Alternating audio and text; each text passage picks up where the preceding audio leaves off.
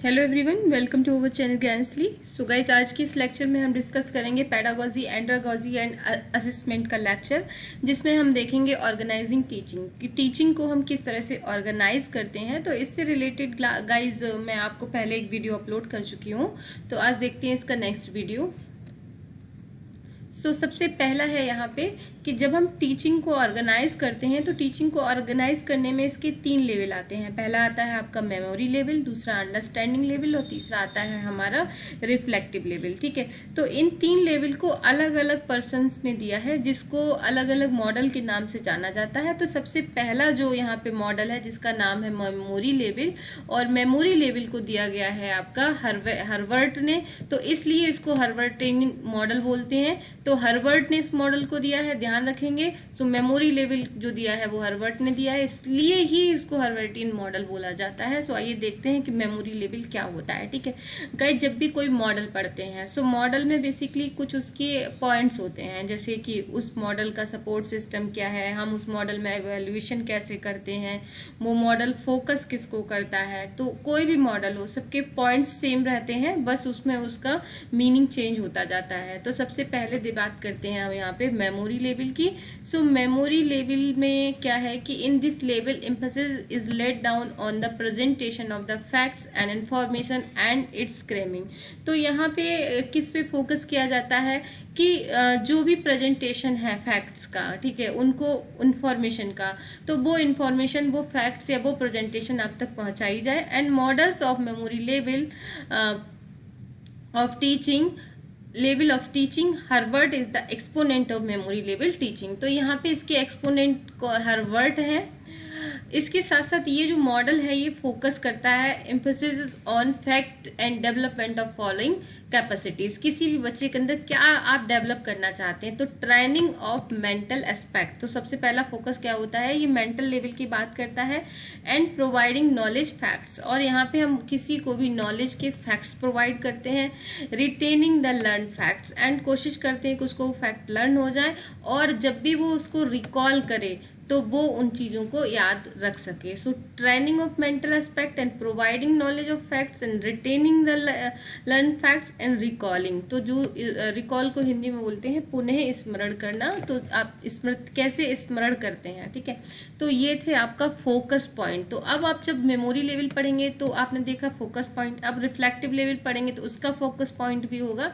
तो इस तरह से हर मॉडल के। अब देखते हैं सिंटैक्स। तो सिंटैक्स का मतलब होता है कि स्ट्रक्चर जो है, जो पूरा ओवरऑल मॉडल है उसका स्ट्रक्चर क्या है, ठीक है। तो यहाँ पे पहला है यहाँ पे प्रिपरेशन। तो कैसे हम स्ट्रक्चर बनाते हैं किसी भी मॉडल का, तो स्ट्रक्चर बेसिकली पूरा ही मॉडल किस बेस पे खड़ा हुआ है, ठीक है। तो यहाँ पे जो मेमोरी लेवल है, यहाँ पे सबसे पहला आता है प्रिपरेशन। प्रिपरेशन में आते हैं कि question are asked to test the previous knowledge. तो सबसे पहले जब आप इस तरह से बच्चे को पढ़ाते हैं तो आप ये देखते हैं कि बच्चे का जो प्रीवियस नॉलेज है वो कितना है। जैसे मान लीजिए अगर सिर्फ मुझे आपको कोई चीज़ लर्न करानी है कि A for apple, B for ball, C for, तो हम आपको क्या करेंगे, पहले चेक करेंगे, पूछेंगे आप इस ए को जानते हैं कि व्हाट इज दिस, या फिर आपको एप्पल का इमेज बना के पूछ लिया कि ये क्या है। तो आपकी प्रीवियस नॉलेज को पहले टेस्ट करेंगे, उसके टेस्ट करते हैं, उसके लिए प्रिपरेशन करते हैं। सेकंड है स्टेटमेंट ऑफ एम। इसके बाद हम ये देखते हैं कि हम जो भी टॉपिक उनको पढ़ाना चाह रहे हैं उसके बारे में उनको बताएंगे। एंड फिर प्रेजेंट करते हैं, फिर एसोसिएट करते हैं, फिर जनरलाइज करते हैं, एंड फिर अप्लाइड करते हैं। तो अब यहाँ पे प्रेजेंटेशन में आता है stimulating the mental activity, the pupils are provide with opportunity for self learning. ठीक है, मान लीजिए आप बच्चे को कोई कविता याद कराना चाहते हैं, कोई पोएम है जो आप उसको चाहते हैं वो पोएम को याद कर ले, या टेबल है तो आप सपोज बच्चे को 8 का टेबल याद लर्न कराना चाहते हैं। तो अब उसके लिए आप पहले उसको क्वेश्चन पूछेंगे कि तुम्हें 2 का आता है या नहीं आता है ना, 4 का आता है कि नहीं आता है। तो उससे हमें उसकी प्रीवियस नॉलेज पता चल जाएगी। फिर हम उसको कहेंगे कि आज हम तुमको 8 का याद कराएंगे, ठीक है। उसके बाद हम स्टिमुलेट करेंगे, कहेंगे ये ना बहुत इंटरेस्टिंग, अगर आप 8 का पहाड़ा याद कर लेते हैं टेबल, तो आपको आगे वाले याद करने के लिए बहुत ज़्यादा आसानी रहेगी। तो हम उसको अपॉर्चुनिटी प्रोवाइड कराएंगे।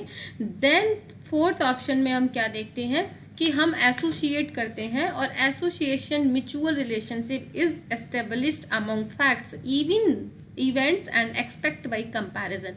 ये अब हम कंपैरिजन करके उसको बता सकते हैं 2 का 4 का, कि 2 2 जा 4 होता है, 4 4 जा 8 होता है। तो यहाँ पे हम कंपैरिजन करके पढ़ा सकते हैं, एसोसिएट करते हैं, ठीक है, चीज़ों को एक दूसरे से जोड़ते हैं।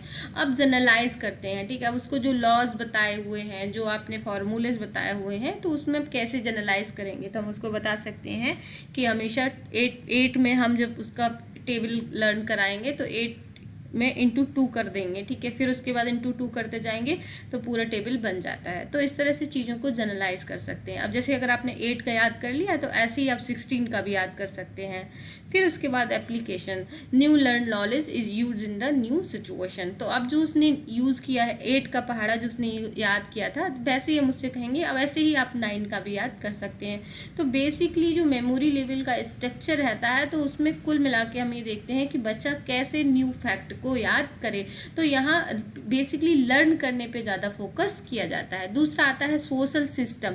सोशल सिस्टम का ये मतलब है कि जो यहाँ पे कौन सिस्टम में है। तो मेमोरी लेवल में आप देखेंगे कि एक टीचर है जो बच्चों को बता रहा है कि आपको क्या याद करना है, और दूसरा यहाँ पे एक स्टूडेंट है जो चीज़ों को लर्न कर रहा है। तो यहाँ पे 2 ही लोग हैं। प्यूपिल का मतलब है यहाँ पे स्टूडेंट या वो लोग जो लर्न कर रहे हैं, और सेकंड पर्सन यहाँ पे कौन है, टीचर। तो सोशल सिस्टम जो इसकी सामाजिक संरचना है, इसमें 2 प्रणाली आते हैं।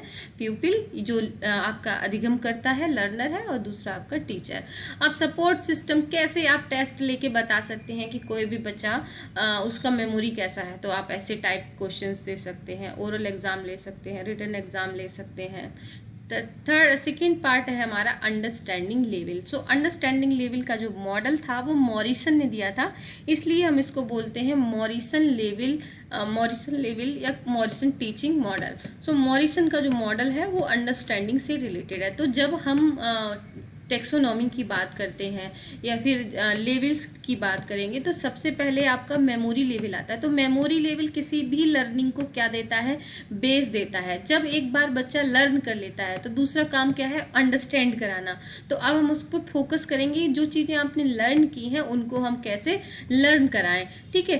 तो यहाँ पे लर्न जो कर लिया उसको कैसे उसको समझाएं, बोध का स्तर, अंडरस्टैंडिंग। अब एक बात ध्यान रखिएगा, बिना मेमोरी के अंडरस्टैंडिंग काम नहीं करता है। तो मेमोरी इंपॉर्टेंट है, उसके बाद सेकेंड नंबर पे आता है अंडरस्टैंडिंग, और फर्स्ट नंबर पे आता है रिफ्लेक्टिंग, ठीक है। तो हम यहाँ नीचे से ऊपर चलते हैं। तो सबसे पहला लेवल अगर ऐसे मानेंगे तो मेमोरी लेवल है, सेकेंड हमें अंडरस्टैंडिंग है, और यहाँ पे नेक्स्ट हमारा क्या आता है, रिफ्लेक्टिव, या इसको ऐसे भी लिख सकते हैं।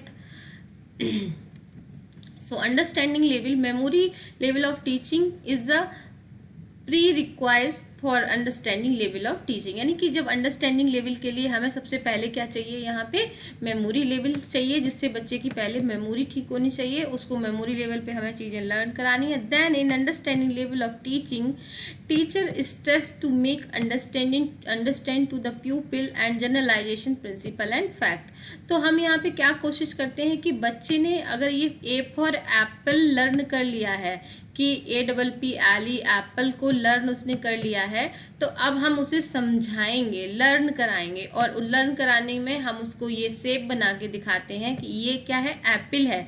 तो A फॉर एप्पल है, तो फिर B फॉर क्या होता है, बॉल होगा। तो बॉल का जो शेप होता है वो कैसा होता है, राउंड होता है। तो ये एप्पल का शेप है, ये इस तरह से बॉल का है।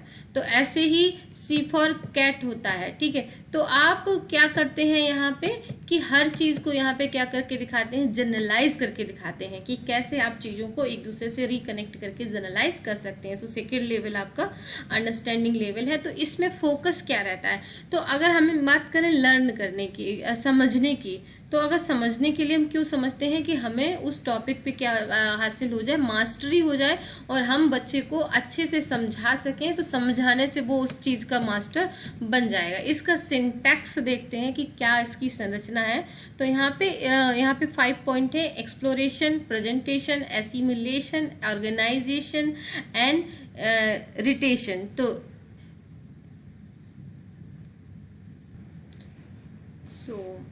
सॉरी रेसिटेशन बोलेंगे इसको। रेसिटेशन का मतलब होता है किसी चीज़ को रिपीट जब हम करते हैं, ठीक है, जैसे पोएम है। तो यहाँ पे सबसे पहले देखते हैं एक्सप्लोरेशन। तो एक्सप्लोरेशन का यहाँ पे मीनिंग है testing previous knowledge, analyse the content, ठीक है, जो भी आपने अभी पिछले बार लर्न किया था, ठीक है, उसको आपके अंदर से उसको क्या करना है, बाहर निकालना है, जिससे आपकी प्रीवियस नॉलेज टेस्ट हो सके और हम कंटेंट को एनालिसिस कर सकें। सेकेंड है प्रेजेंटेशन। तो यहाँ पे प्रेजेंटेशन का मीनिंग है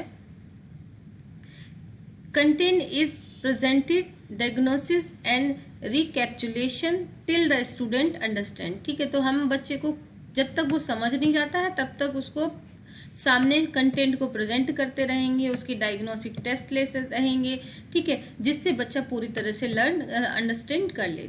थर्ड है एसिमिलेशन। एसिमिलेशन का मतलब होता है कैसे वो खुद को उससे कनेक्ट करता है। So generalisation, individual activities, working in laboratory and library, test of content, ये सारे के सारे आते हैं हमारे एसिमिलेशन में। फोर्थ पॉइंट है ऑर्गेनाइजेशन। सो ऑर्गेनाइजेशन का यहाँ पे क्या मतलब है हिंदी में, संगठित करना। So people are provide with the occasion for representation, ठीक है। तो हम यहाँ पे कोशिश करते हैं कि वो खुद से प्रेजेंट कर सकें किसी भी ओकेजन पे उस कंटेंट को। एंड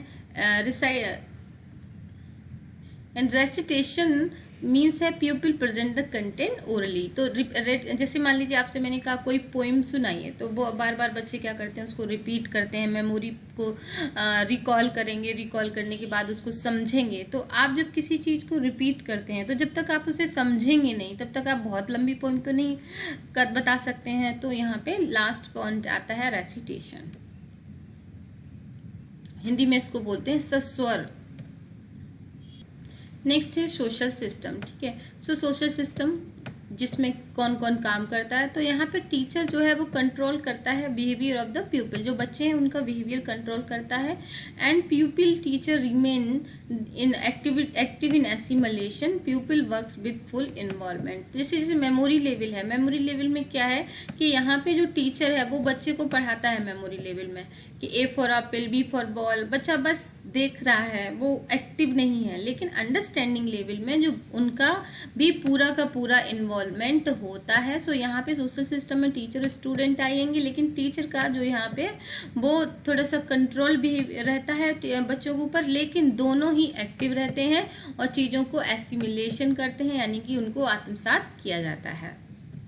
एंड सपोर्ट सिस्टम की अगर बात करें, so people pass exam in presentation to enter into assimilation, to enter into organisation and recitation, at the end written test is taking, ठीक है। तो यहाँ पे बच्चे को जो प्रेजेंटेशन होता है तो वो अपना प्रेजेंटेशन देता है, जिससे चीज़ों को वो समझता है और उसके बाद में उसका एक टेस्ट ले लिया जाता है। Similarly recitation is followed by the oral test, ठीक है।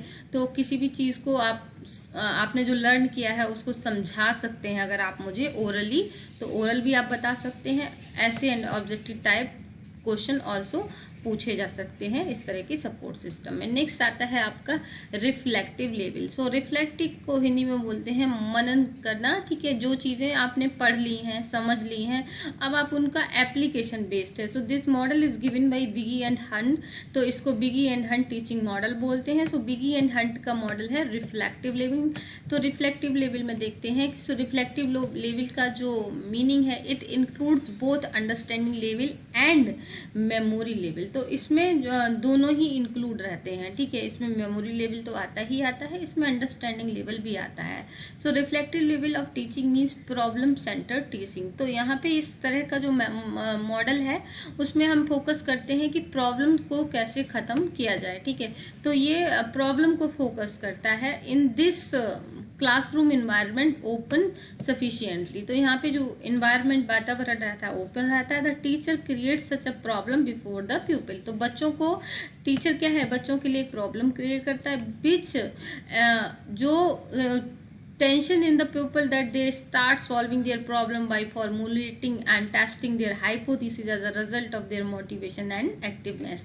तो यहाँ पे जो बच्चा है वो खुद की फॉर्मुलेशन करता है, टेस्टिंग करता है, हाइपोथेसिस बनाता है, फिर उसके रिजल्ट चेक करता है और साथ साथ अपने आप को एक्टिव और मोटिवेट भी रखता है। सो इसका जो फोकस रहता है to develop problem solving, critical and constructive in तो बच्चे के अंदर किस तरह से क्रिएटिव थिंकिंग डेवलप हो जाए, ओरिजिनल थिंकिंग डेवलप हो सके, कंस्ट्रक्टिव सोच डेवलप हो सके, किस तरह से वो प्रॉब्लम सॉल्विंग चीज़ों को सीख पाए कि कैसे प्रॉब्लम को सॉल्व करते हैं। तो समस्या समाधान सीखना, गहन चिंतन करना, रचनात्मक चिंतन करना, इंडिपेंडेंट ओरिजिनल खुद की सोच को डेवलप करना, तो ये सारा इस मॉडल का फोकस होता है। इसका सिंटैक्स देखें, सो क्रिएटिंग अ प्रॉब्लमेटिक सिचुएशन, तो बच्चे के सामने एक प्रॉब्लमेटिक सिचुएशन क्रिएट करना जिससे वो प्रॉब्लम को समझे और उसको सॉल्व करे। फॉर्मुलेशन ऑफ द हाइपोथेसिस, परिकल्पनाओं का निर्माण कर सके, वेरीफाई कर सके हाइपोथेसिस को, collection of data and testing of the hypothesis. ठीक है, अब मान लो इससे क्वेश्चन आ जाता है, ये 4 करेक्टरिस्टिक 5 दे दिया आपको, ये किस लेवल से रिलेटेड है, ये बिगी और हंट के मॉडल से रिलेटेड हैं या मॉरिसन से हैं या आपका हर्बर्ट मॉडल से हैं, तो इसको आप ध्यान से देख लें और इनको लर्न कर लें। ठीक है, सो जो हाई लेवल का थिंकिंग होगा, जो हाई लेवल की लर्निंग होगी, वो जैसे वेरीफाई करना हाइपोथेसिस को, तो ये छोटे बच्चे तो नहीं कर सकते हैं, बड़े बच्चे ही कर सकते हैं। Collection of data, testing hypothesis, तो ये आप समझ जाएंगे कि ये किस लेवल से रिलेटेड है। तो जब हाई लेवल की बात होगी तो वहाँ पे रिफ्लेक्टिव लेवल होगा, जब मीडियम की बात होगी तो अंडरस्टैंडिंग होगा, जब लो लेवल की लर्निंग की बात होती है तो मेमोरी लेवल होता है। इसके साथ इसका सोशल सिस्टम देखते हैं, people occupy the primary place. ठीक है, तो यहाँ पे जो मेन फोकस है वो जो स्टूडेंट है उनके ऊपर रहता है और टीचर यहाँ पे सेकेंडरी हो जाता है। अंडरस्टैंडिंग में दोनों को इक्विवेलेंट दिया जाता है और मेमोरी लेवल पे टीचर का प्लेस फर्स्ट है और स्टूडेंट का सेकेंड है। इसके बाद सपोर्ट सिस्टम की बात करें तो objective type test is not used by easy type test in use. ठीक है, तो यहाँ पे objective type test is not नहीं यूज किए जाते हैं, बट ऐसे टाइप कर लिए जाते हैं। साथ साथ attitude, beliefs and involvement is evaluated, तो यहाँ पे एटीट्यूड, बिलीव्स, इन सब चीज़ों को ध्यान दिया जाता है। So okay guys, thank you so much. ये था आपके तीनों मॉडल, यही तीनों मॉडल हैं, बिगी, हंट एंड मॉरिसन। ये मोस्टली बुक्स में नहीं दिए हुए हैं, तो इनको आप एज इट इज़ लर्न कर लें, आपके एग्जाम में ये पूछे जाएंगे। बेसिकली करेक्टरिस्टिक से रिलेटेड क्वेश्चन पूछा जाता है, सो बहुत इंपॉर्टेंट है आपके लिए। अगर ये लेक्चर आपको अच्छा लगा है तो प्लीज़ लाइक करें, शेयर करें और सब्सक्राइब करें। Thank you so much.